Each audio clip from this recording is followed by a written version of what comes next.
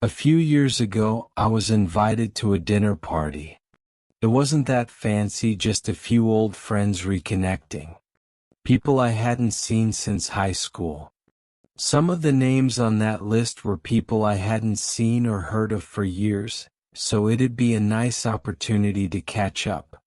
My wife couldn't come though, invites only. She didn't mind. I looked forward to it all week. I dug out my old Tom Skog High baseball cap and went through the guest list.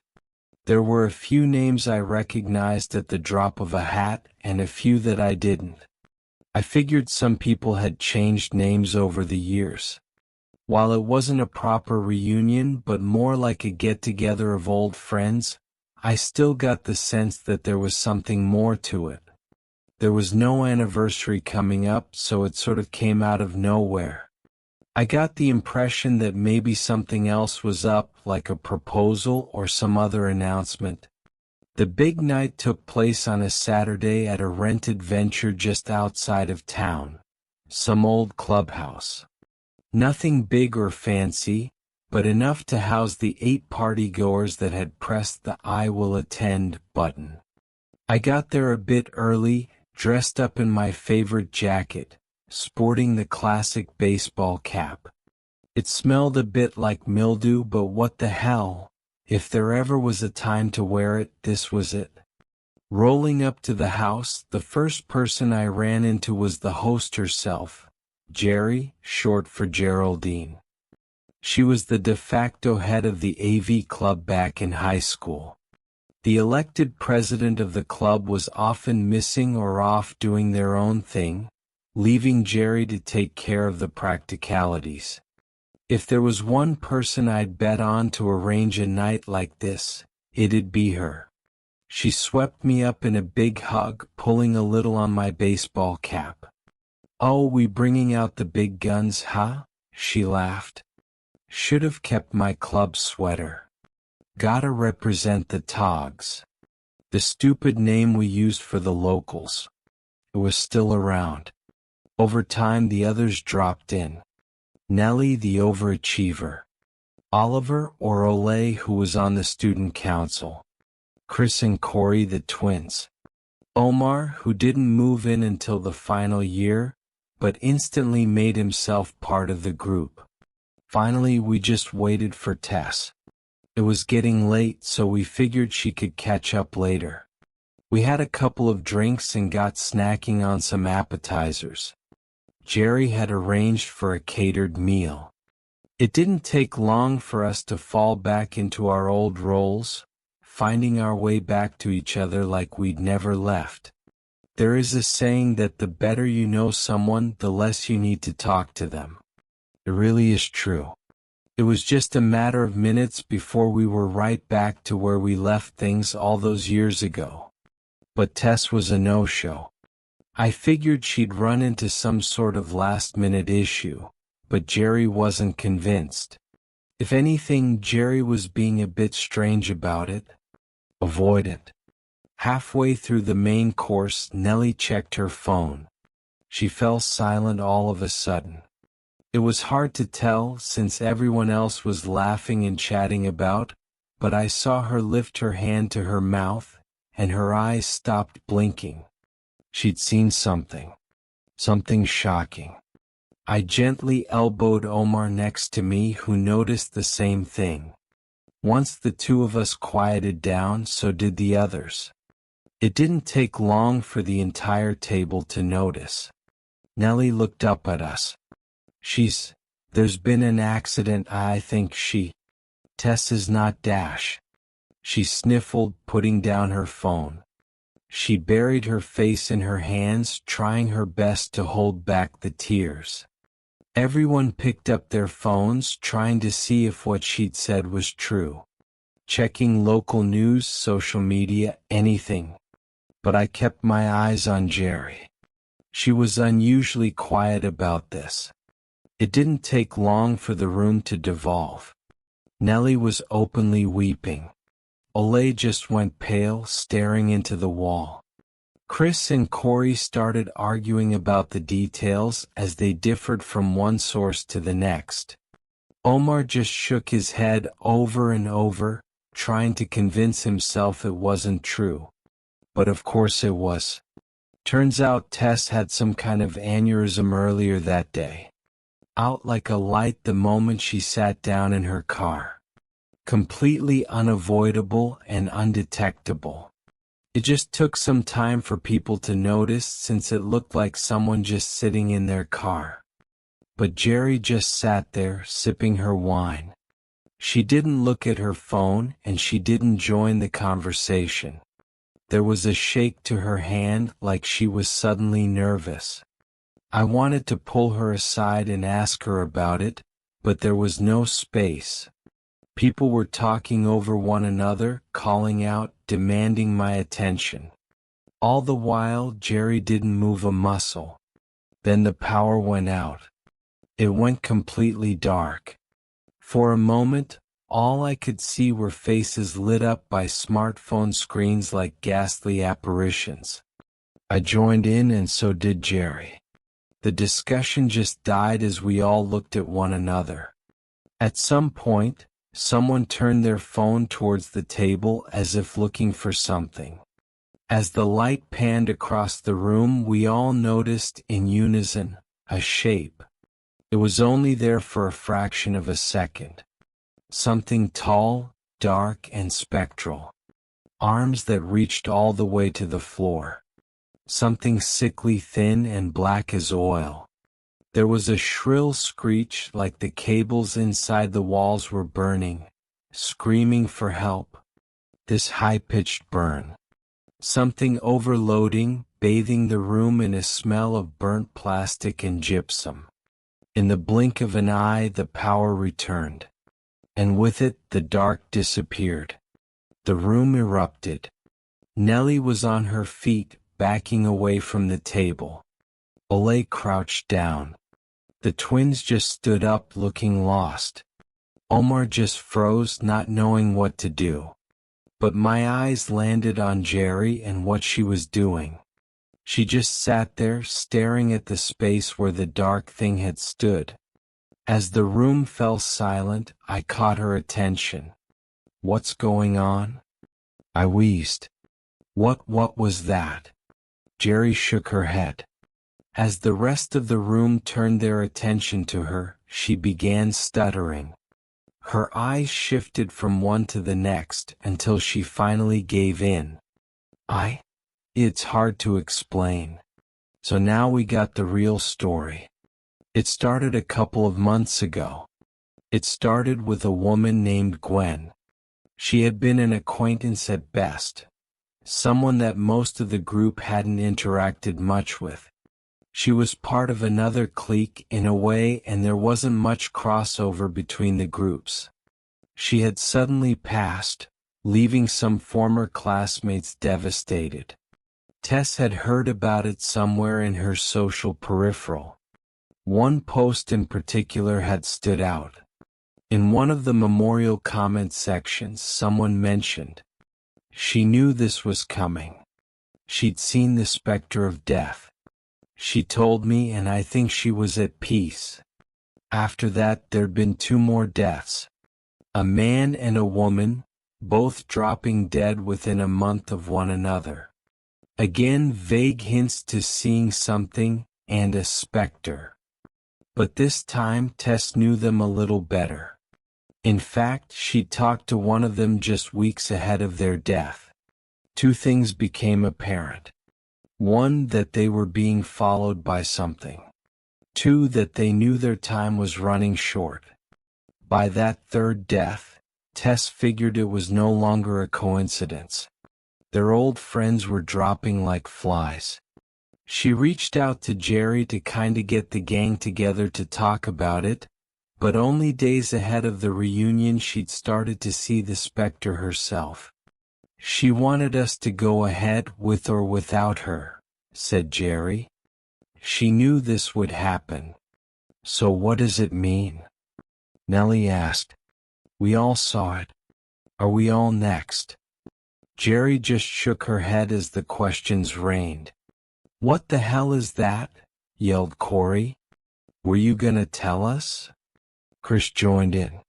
Question after question after question. Finally, Jerry just slumped into her chair, still shaking her head. I don't know, she repeated over and over. I just don't know. Ole was the first to react. He headed for the door. I'm getting the fuck out of here, he yelled. Fuck this. The moment he opened the door, the power was cut again. My phone was glowing hot in my hand, overloaded by static electricity. All the illuminated faces flickered as our phones struggled to stay alive. In the vague flicker from our phone screens, I only caught a glimpse of it. A figure so tall we couldn't see the head as it loomed outside the door. An impossibly long arm reached in. Ole just screamed, devolving into a series of ever-repeating no-no-nos, until he was silenced. It took longer for the lights to return now. When they did, Ole was curled up on the floor like a dying bug, face frozen in surprise and horror. He was already pale as limestone, his eyes glazed over. A single tear in the corner of his frozen eye. Dead as a doornail. The room erupted into panic. Jerry screamed at them to stop. The twins headed for the back door, only for the lights to go out again. I could hear a bulb pop from the fridge and I could smell something burning. The scene played out as if through a strobe light as light bulbs struggled to come back to life. Little snapshots of chaos burned into my retinas. Chris dropped immediately in the doorway. Corey made it all the way back to the dinner table before he collapsed, an impossibly long arm touching the back of his head. He fell haphazardly forward, breaking the two legs at the short end of the table. He pulled down most of the tablecloth along with the plates and glasses. Carefully prepared mimosas and half-drunk wine bottles spilled onto the floor, mixing with froth and dust. He was dead before he hit the ground. Omar panicked, but Nellie managed to hold him back. Jerry was hiding in the corner. I was just standing there like a deer in headlights trying to remember how to breathe. I had never been the one with a fight or flight instinct. I froze. I froze completely. It took 2 minutes for the first light to come back up. Longest 2 minutes of my life. The room was a mess and we were all too scared to move, like we could be stepping on a landmine. We looked at one another, everyone thinking the same thing. What the hell was this and why were we being targeted? Jerry, you have to know something, said Nellie. You just gotta. Please. That's why Tess wanted this. So we could figure it out together. So we have something in common, right? Is it that we all turned 30 last year? I'm a year older than you, Omar said, shaking his head. It can't be that. Do we all just have some sickness? Asked Jerry. Like a genetic thing? Nellie shook her head. I have to do regular checkups for work, she said. I got a clean bill. We went through a checklist of things trying to figure out an answer to why us. It was the only thing we could do. Our phones were dead and no one dared to leave. We just stood there, our thoughts running away from us at the speed of panic. It didn't make sense. We were different genders, backgrounds, ethnicities, and religions. We had different occupations, aspirations, hopes, and dreams. For all intents and purposes, we were wildly different people. The only thing tying us together was our association with one another, and our shared time at Tomskog High. At one point, we'd all curled up against the walls. I hugged my knees close to my chest. I couldn't look at Jerry without my eyes crossing paths with Corey's body, curled up like a dead bug, fingers twisted and turned in a painful final expression. I opted to just not look at her, instead speaking generally to the room. "So that's it then," I said. "There's no reason. We're just fucked. We try to leave and we're fucked." "That can't be it," said Omar. "Then why wait? Why not just kill us?" "None of this makes sense," muttered Nellie, shaking her head. "Why now?" That was a good question. We considered what had been going on in our lives lately. I mentioned moving into a new house with my wife, who'd started a new job as a realtor. Nellie talked about accepting a position in Minneapolis. Omar was moving to South Dakota to be with his sick mother. Jerry had been working remotely for a company in Dallas for years, and only recently they decided to enforce a return-to-office policy. There were no obvious patterns. Relationships, families, jobs, it all looked very different. Omar tried a different approach. "Maybe it's more practical," he said. "Maybe we have to leave as a group?" "Why?" "I don't know. I don't even know what it is. So let's look at it rather than us. Let's look at what it's doing," I said. "It's keeping us here. It wants us to be here. We're safe now, right?" We all looked around as if to make a point. We were indeed safe. For now. But despite it all, no matter how much logic we tried to apply to it, I couldn't wrap my brain around what we'd been looking at. Some kind of otherworldly entity tearing through us, without any kind of retaliation. Or maybe there was. Nellie argued that we should attack it. We'd seen it, so it was some kind of physical entity. It had a shape, a form. That in itself should mean that it could be destroyed. Slowly getting off the floor, we looked at what we had. A few broken table legs as clubs. Jerry figured we could try using salt, as it was supposed to have some sort of supernatural properties on non-worldly entities. Omar figured trying a cross wouldn't hurt. We armed ourselves to the best of our abilities, figuring we would try something as a group.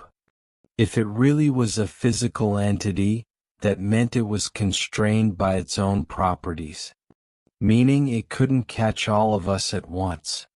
So instead of moving as a pile of pigs to the slaughter, we would spread out, scattering to the wind. It was risky, but it was all we got. Omar positioned himself by the front door with a table leg. Jerry got the back door with a frying pan. Nellie and I took windows on the opposite sides of the room, she armed with another table leg, while I used a roast pan as a shield and a kitchen knife. We reviewed the plan again. We would go on 5, heading in different directions. Once out, we would be calling for help. If confronted by the entity, we would be using what we had to force it back just enough to run. We hadn't seen it move much, so maybe it wasn't that fast. It was a risky, stupid plan. We were desperate. Nellie counted down from 5. I held my hand on the window, watching the others follow suit. As the countdown continued, I could feel the strength in my arm wane. Like everything in me just wanted not to run, but to crawl into a corner and just wait. And yet, the countdown reached 0. Nellie flung the window open. Omar kicked the front door open. Jerry pushed into the back door. And me, I realized my window was locked. The reaction was immediate and violent. Out of every window and every door, dozens of shade-like appendages appeared. Knife-sharp, bone-like fingers reached for us.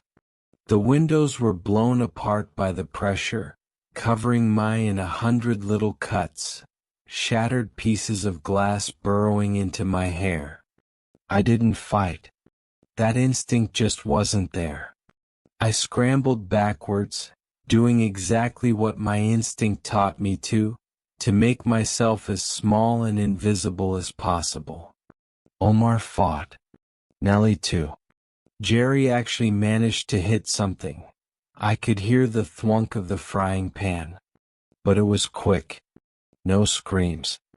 As the lights died, I saw Jerry's head being grasped as she was dragged outside. Her heart stopped before she even dropped the frying pan.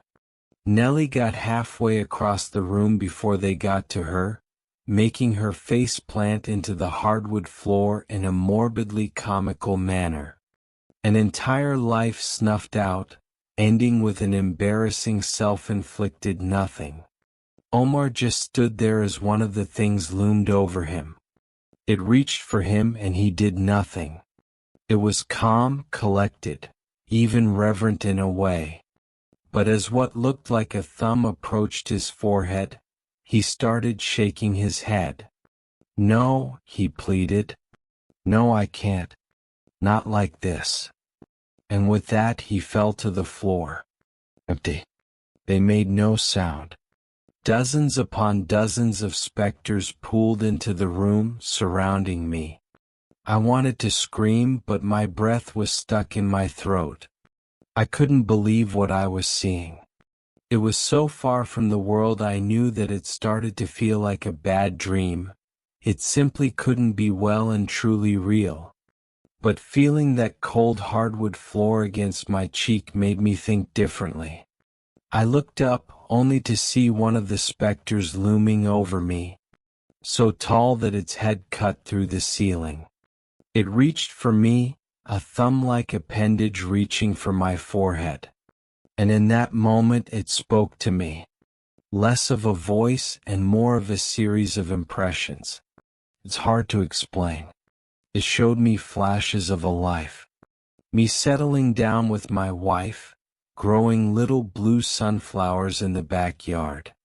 Having kids, growing old, and dying on a park bench near Frog Lake. Never leaving the little Minnesota town where I'd grown up. A long, peaceful, and uneventful life. Little spots of sunshine and joy along a gray path, one I'd willingly bind myself to. But then it showed me something else. A different world, full of dark shapes in an endless desert of black sand. There I wandered as another faceless thing, saying nothing. Doing nothing. And there was no end. Burning hellscapes, where my flesh was reforming as fast as it melted from my bones in a perpetual cycle of pain. In another place I was stuck in an empty starless void, where my being was spread among dying stars eternally drifting. In another I was floating on a sensationless ocean, staring up at a night sky, where a single red eye the size of a moon stared back. I was a consciousness bound to stages of life I could never break free from. It was an invitation. They were asking me to stay here, there, and forever. That's what had killed the others. They had wanted to leave. I finally understood. I wasn't running. I wasn't leaving. I was staying in this town, while the others had been eager to settle elsewhere. But this invitation wasn't just about me and the here and now. This was about an endless multitude of existences waiting to happen.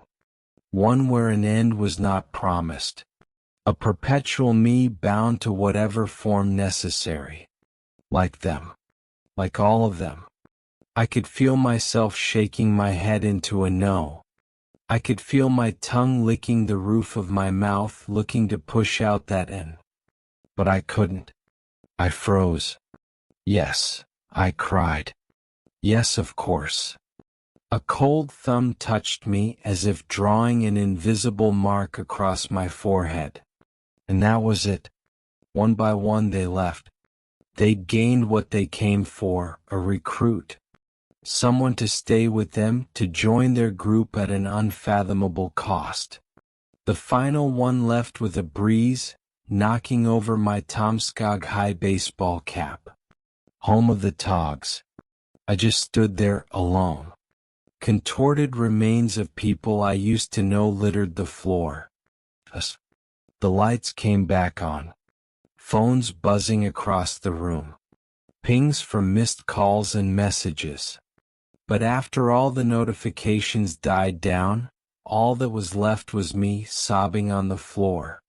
Doomed? You might have heard about all of this, but in another way. They blamed it all on a wine poisoning. There was a sham investigation. I think something around 2,000 bottles were recalled. Not a single soul believed my testimony, and my lawyer recommended me to retract my official statement, as it would either send me to a madhouse or get me in legal trouble. Perjury, maybe. Instead, I said that I simply didn't drink any wine, that I had settled for a beer. That in itself was a lie, but everyone was willing to believe it. Perhaps they all knew there was more to it. Perhaps they didn't care. A few years down the line now, I have 2 daughters. I have a nice job. My wife and I get along well, caring for the house together. It is a good life, but I can't help but to get that nagging feeling that I've doomed myself. That there is something waiting for me that I can't come back from. That maybe, at the end of all this, I am the one getting the raw deal, and not the shriveled-up corpses that I left behind in that clubhouse. They say that you never really leave the small-town life. That it follows you through your life, one way or another. I never thought it'd be this literal.